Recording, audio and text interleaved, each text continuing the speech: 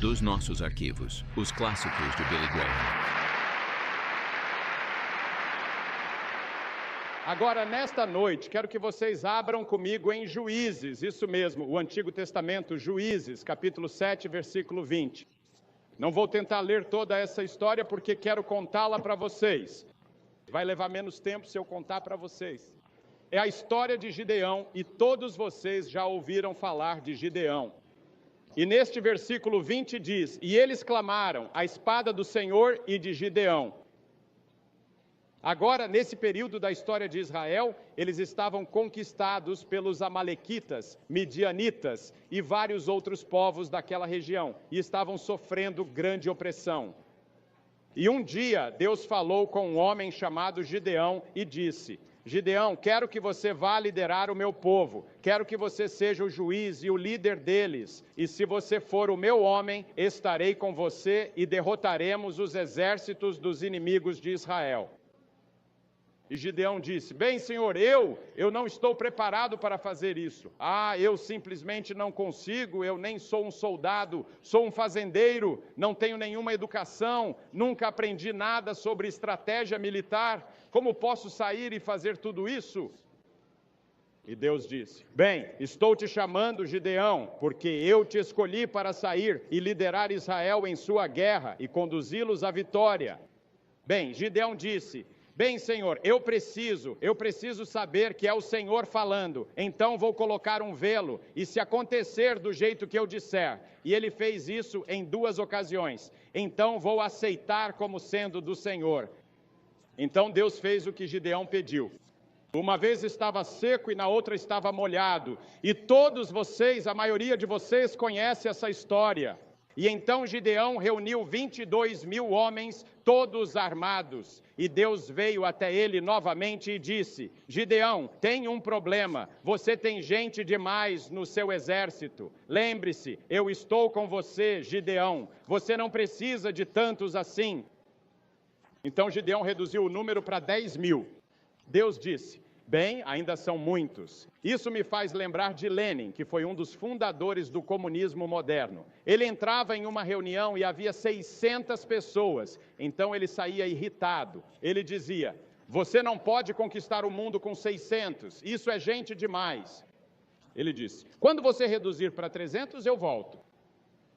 Outro dia, um dos maiores estrategistas políticos dos Estados Unidos me disse que você pode conquistar qualquer cadeira no Congresso dos Estados Unidos, seja democrata ou republicana, se tiver 300 pessoas totalmente dedicadas, dispostas a trabalhar dia e noite. Ele disse que tudo o que é preciso são 300 pessoas dedicadas.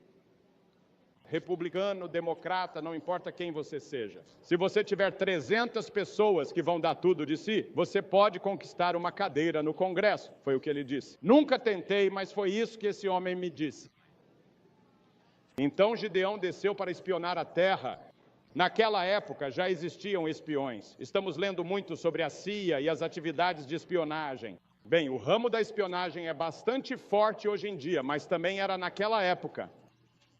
E Gideão levou um de seus amigos para observar o acampamento do exército. E diz que havia dezenas de milhares de midianitas e que os camelos eram tantos que pareciam a areia do mar. Você não conseguia nem contar. Gideão não tinha nenhum camelo. E ele olhou para as armas deles, eram as armas mais modernas. Ele nunca tinha visto armas assim. E ele voltou e o Senhor disse: Gideão, você ainda tem gente demais, você ainda precisa reduzir o número. Bem, você pode imaginar, Gideão estava tremendo nas botas a essa altura. E Deus disse: é assim que você vai fazer.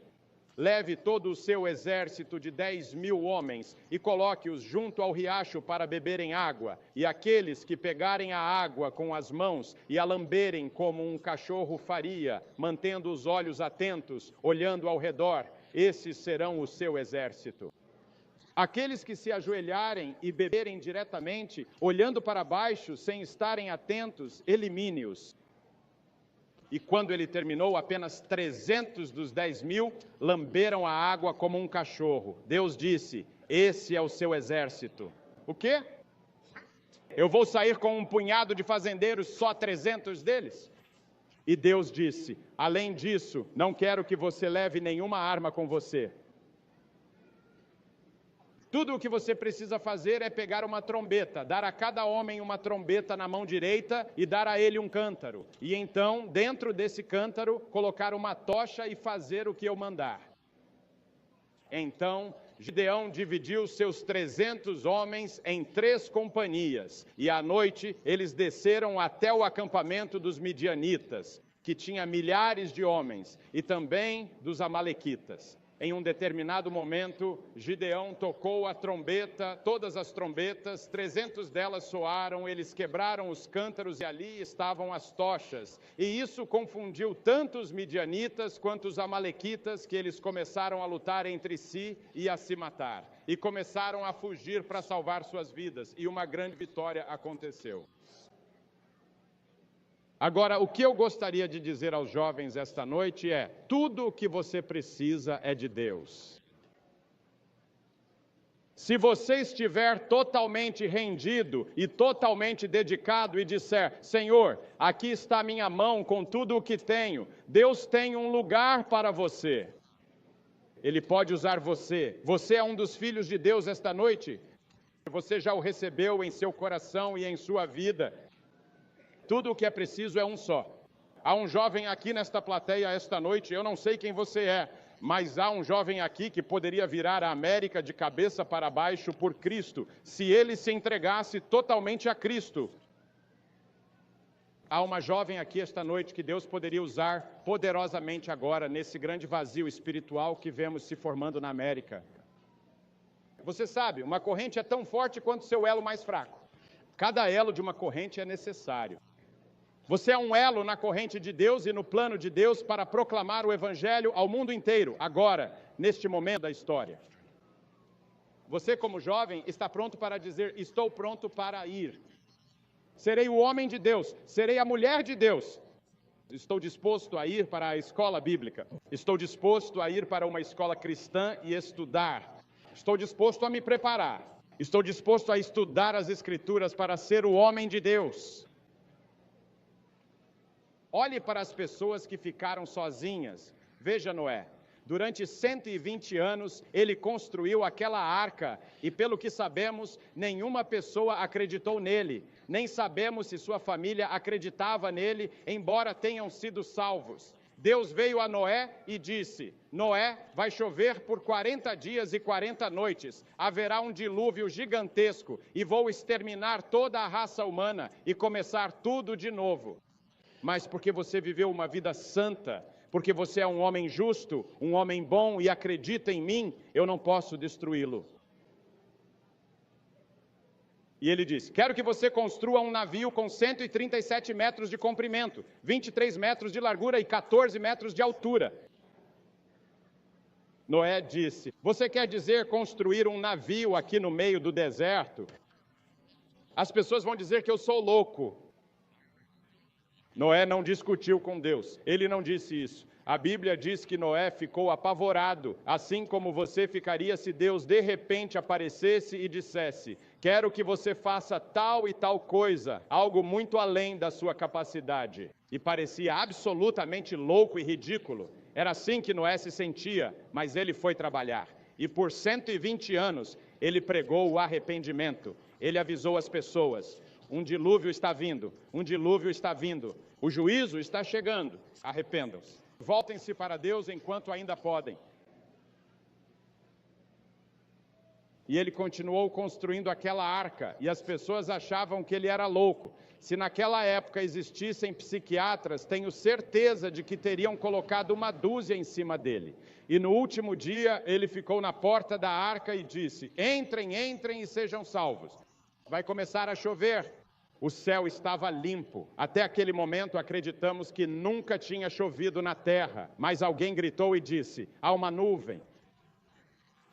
E a nuvem cresceu, ficou negra. Relâmpagos cortaram o céu, trovões rugiram, o vento soprou e a chuva caiu. E as pessoas bateram na porta da arca e disseram: Noé, deixe-nos entrar, deixe-nos entrar, deixe-nos entrar.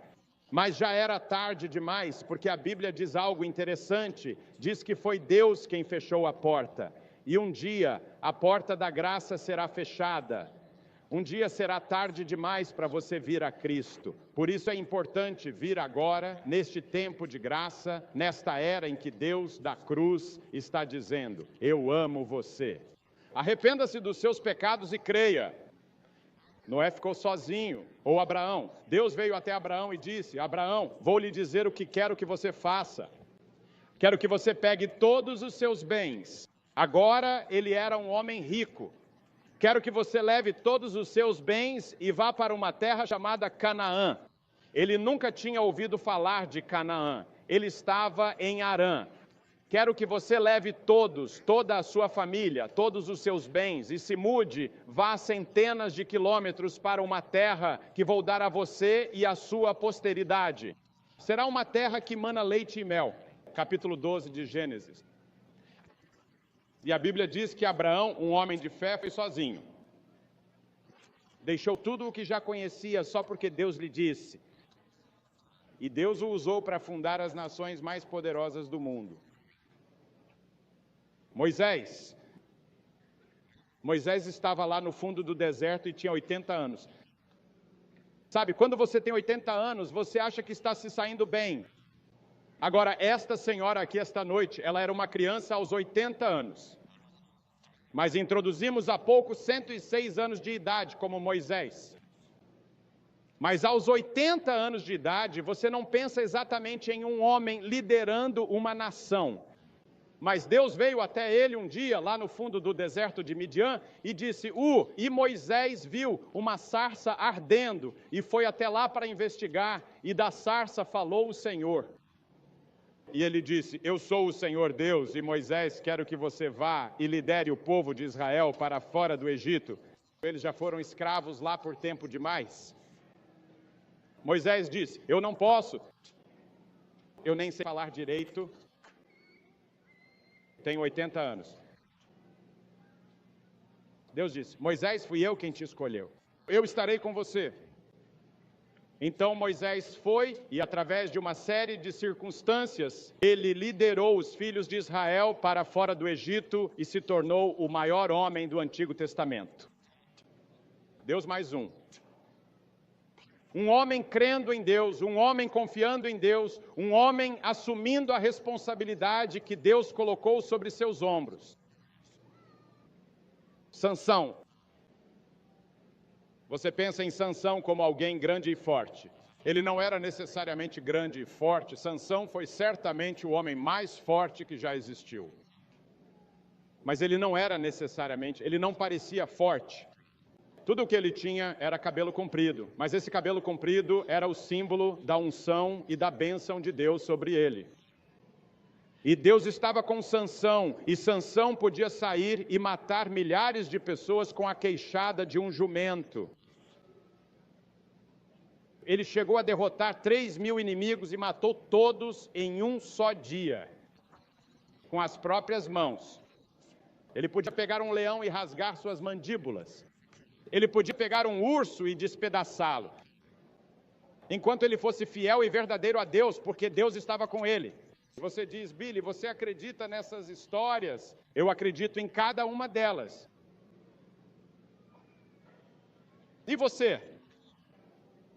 Uma pessoa comprometida com Jesus Cristo é importante aos olhos de Deus. Essa é a razão da cruz. Encontramos o Senhor Jesus Cristo morrendo naquela cruz pelos seus pecados. E toda vez que você vê uma cruz, isso deve te lembrar do que você significa para Deus. Jesus não morreu apenas por todos, ele morreu por cada um. Quero que você entenda isso novamente. Ele não morreu apenas por isso, por toda essa grande multidão aqui no Novo México e por todo o público assistindo pela televisão. Ele morreu por cada um de vocês, como se você fosse a única pessoa por quem ele estava morrendo. Ele provou a morte, como diz a Escritura em Hebreus 2, ele provou a morte por cada homem. Ele morreu em seu lugar só por você, e ele tinha a capacidade de chamar você pelo nome.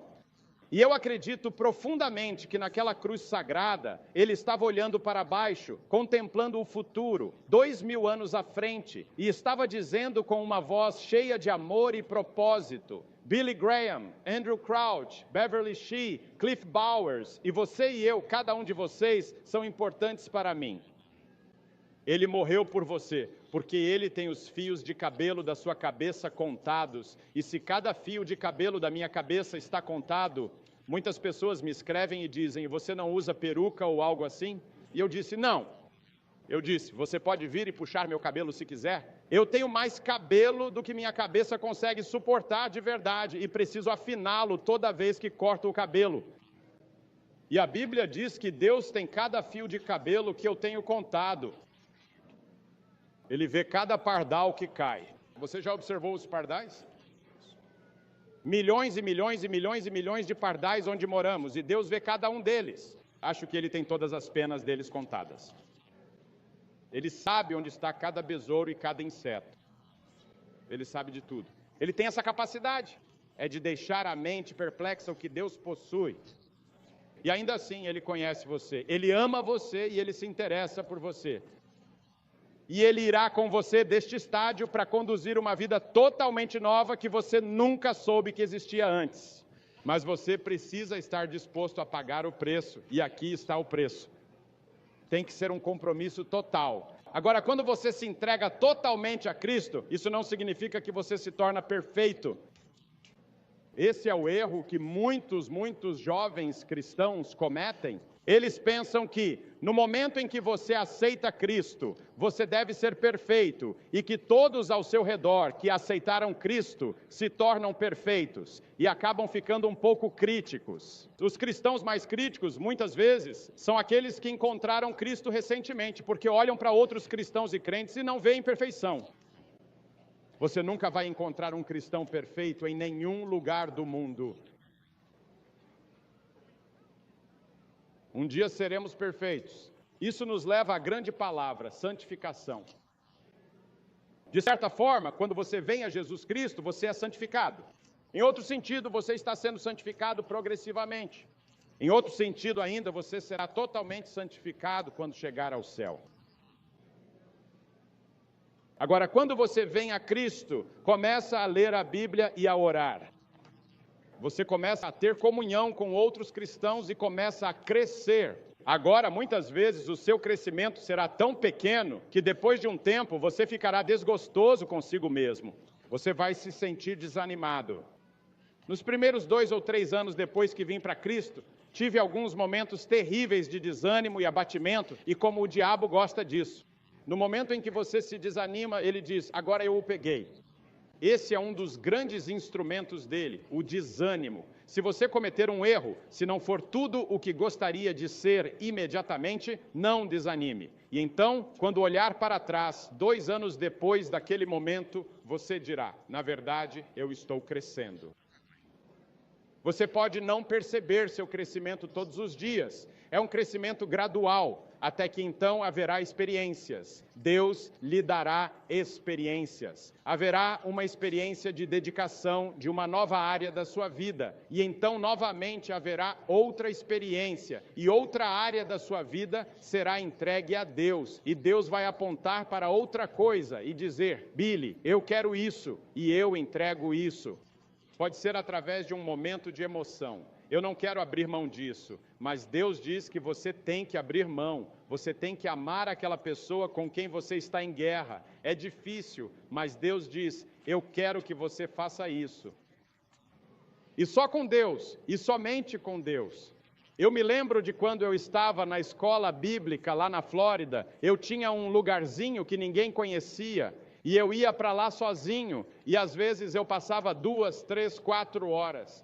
E eu resolvia tudo com o Senhor, assunto após assunto, problema após problema. Às vezes eu entrava lá e dizia, Senhor, eu sei que não fui salvo porque acabei de perder a paciência lá em cima e falei poucas e boas para aquele cara.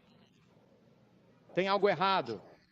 E eu confessava, e o Senhor dizia, bem, volte lá e acerte as coisas com aquela pessoa. E então eu começava tudo de novo. Mas era um tempo gradual de crescimento.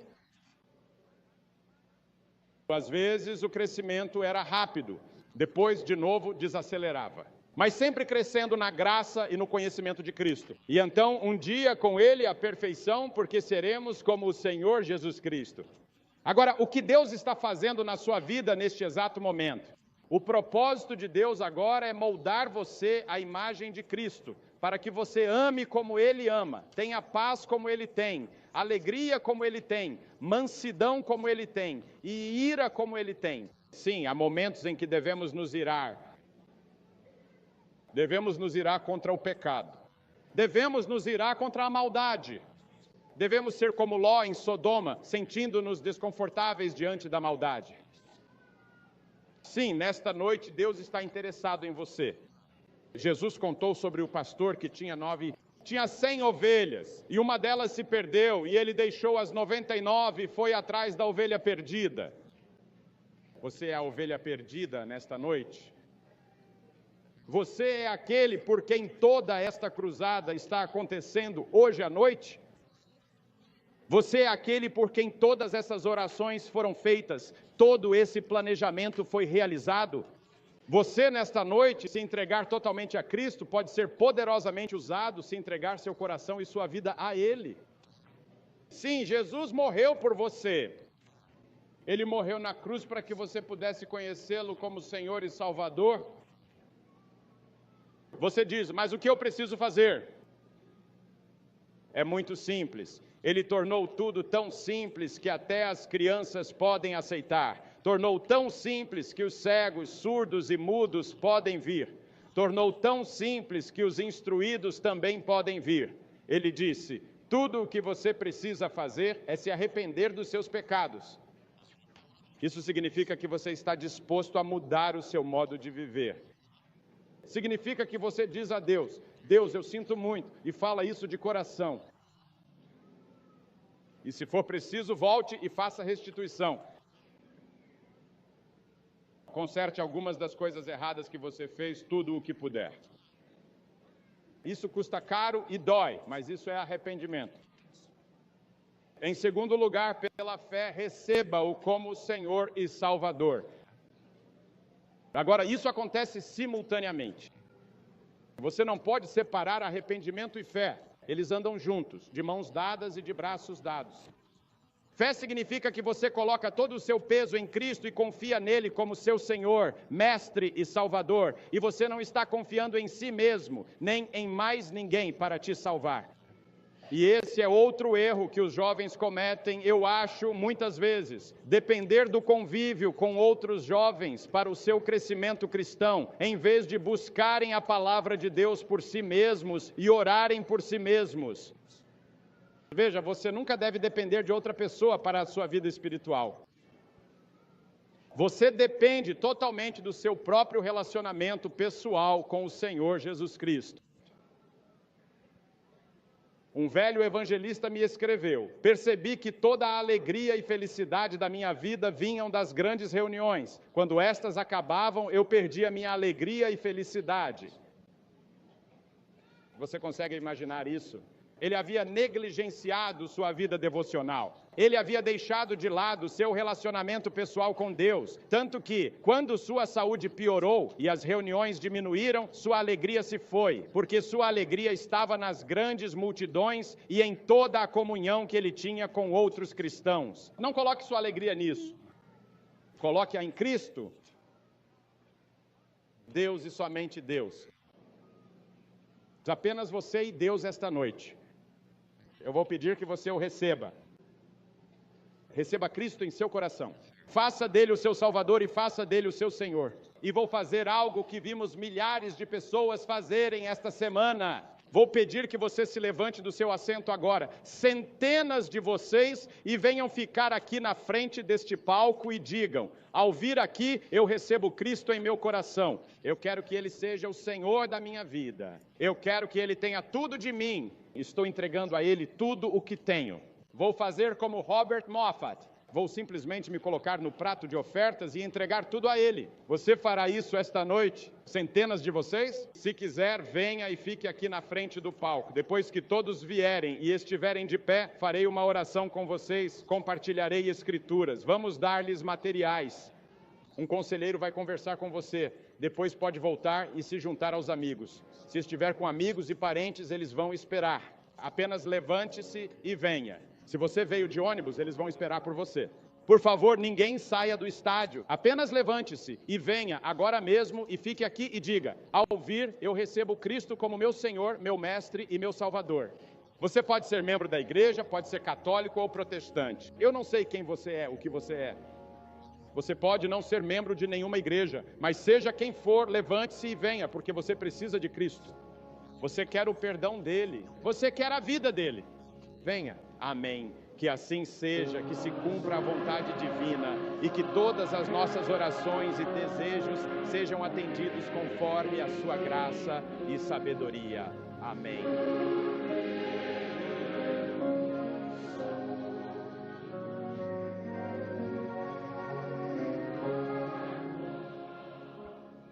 Enquanto centenas respondem ao convite do Sr. Graham para assumir um compromisso público com Jesus Cristo, você pode fazer esse mesmo compromisso aí onde está. Basta pegar o telefone e ligar para o número que aparece na sua tela. Amigos especiais estão esperando para conversar com você e orar com você sobre essa decisão tão importante.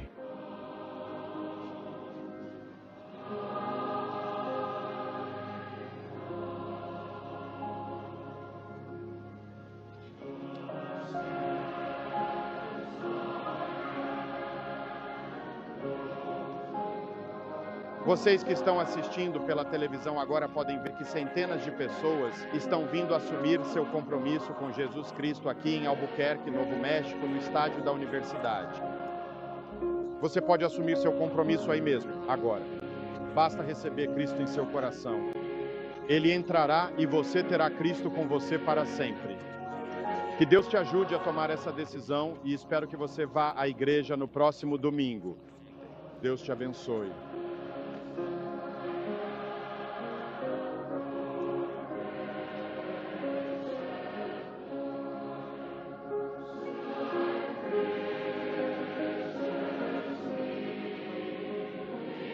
Se você acabou de fazer essa oração, com meu pai, ou se você tem alguma dúvida sobre um relacionamento com Jesus Cristo, por que você não liga para o número que está na tela? Haverá alguém lá para conversar com você, orar com você e responder a essas perguntas. E lembre-se, Deus te ama. Não esqueça de curtir o vídeo, se inscrever no canal e ativar o sininho. Deus te abençoe!